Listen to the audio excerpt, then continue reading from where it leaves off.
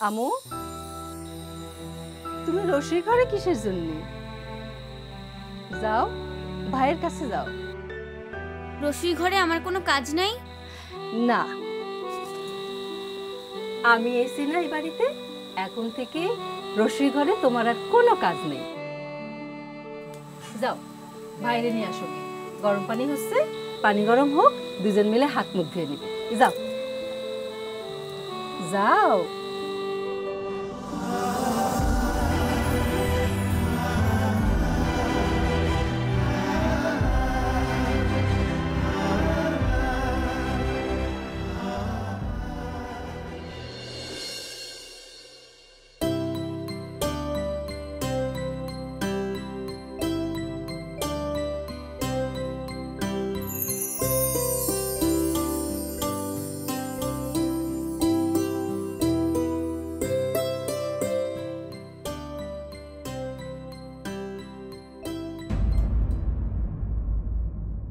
আমু, কাঁদতেছ কিনে? মার কথা মনে পড়েছে? মার কথা মনে করে কান্দিও না। আমি তো তোমার মা।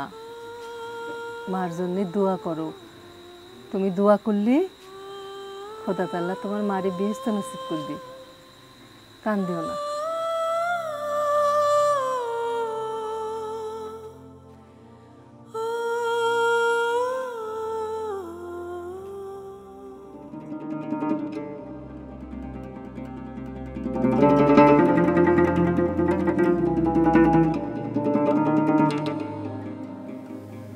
আপনারে খাওন দি? আমি রাতের বেলা তেমন কিছু খাই না, দুধ কলা। ও আচ্ছা।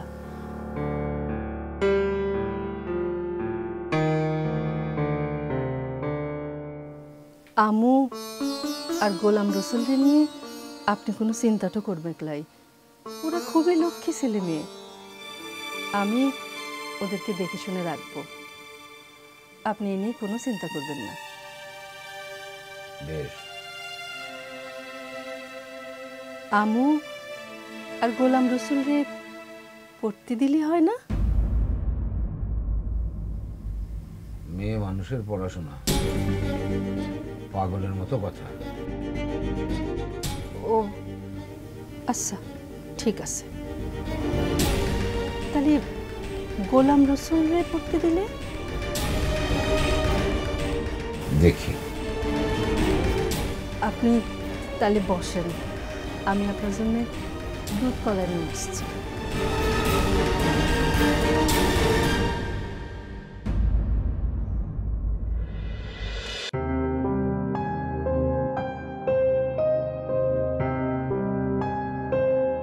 ভাইজান, তাহলে আর দেরি কেন? কাল সকালে আমি ওয়ারে নিয়ে রওনা হই। সবাই যখন বলতেছো, আমার কোনো আপত্তি নাই, আর ওর কাছে আমার কোনো পিত্তাশাও নাই। আব্বা, আমরা কি নানু বাড়িতে যাব? কতদিন বাদে নানুরে দেখব। আচ্ছা মামু, নানু বাড়িতে কি ওই জাম গাছটা এখনো আছে? আছে, আছে রে মা, সব সেই আগের মতোই আছে। আমি নানু বাড়ি থেকে এসে ফাতেমাকে অনেক অনেক গল্প শোনাবো। যাই, কাপড়টা গুছায় নেই। আমু, তোর কাপড় গোছানো লাগবে না, তুই তোর ভাইয়েরটাই গোছাই রাখিস। কেন ভাই? কেন আমি যাব না? যাবি, যাবি না কেন? যাবি, তবে এখন তোর ভাইরে নিয়ে যাই, পরে সুযোগ বুঝে তোরে নিয়ে যাব। মা দেখো না, মামু কি কথা বলে। ভাই যাবে আর আমি যাব না। ভাই আমাকে ছাড়া থাকতে পারে না। আরো অন্ধকার বড় ভয় পায়। মামু বাড়ি তো আমাকে ছাড়া কিভাবে থাকবে? আমু, তুই কাল সকালে ওরে আমার সাথে দিস।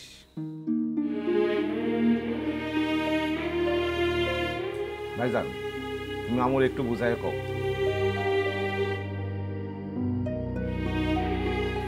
মামু ওয়ারে গোছগাছ করে তোর মামুর হাতে তুলে দে।